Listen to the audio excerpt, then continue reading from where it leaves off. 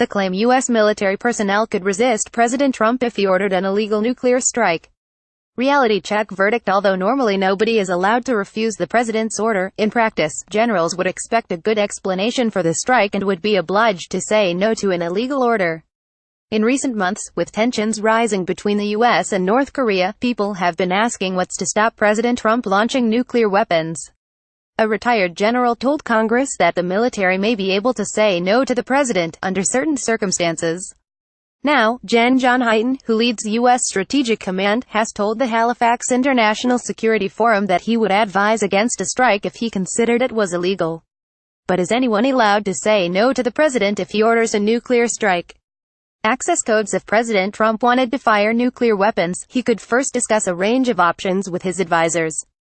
He'd then issue an order to top military officials at the Pentagon. They would confirm the president's identity by exchanging codes printed on a card called the biscuit, which the president carries wherever he goes. The order would pass to U.S. Strategic Command, which would then send further instructions and access codes to crews on the ground or, perhaps, underwater in a submarine. Those crews would then launch the missiles. The BBC's Inquiry podcast covered the practicalities of launching a nuclear strike in much more detail. Is there anyone, at any of those stages, who'd be allowed to say no to the president? Chain of command. A briefing from the Congressional Research Service makes the legal situation plain.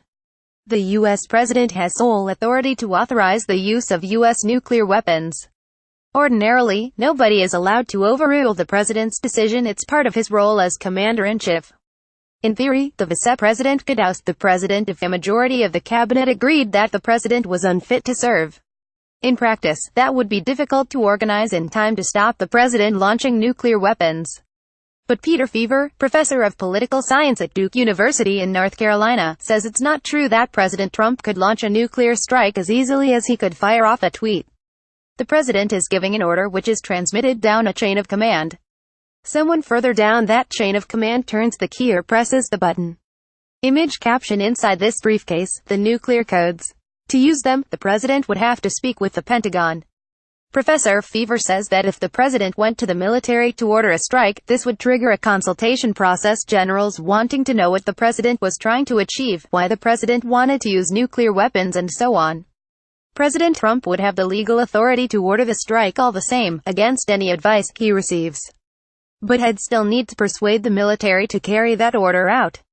Legal orders. Hyten argued that if a nuclear order was illegal, he wouldn't carry it out. If you execute an unlawful order, you will go to jail. You could go to jail for the rest of your life. What would make a nuclear order unlawful? Some argue that all uses of nuclear weapons would be unlawful.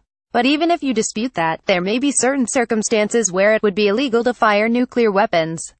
Anthony Colangelo, professor of law at the Southern Methodist University in Dallas, argues that certain kinds of nuclear strikes could break international humanitarian law. International humanitarian law governs how countries must behave when at war. It comes from treaties the U.S. has signed, such as the Geneva Conventions, but also from custom and case law, too.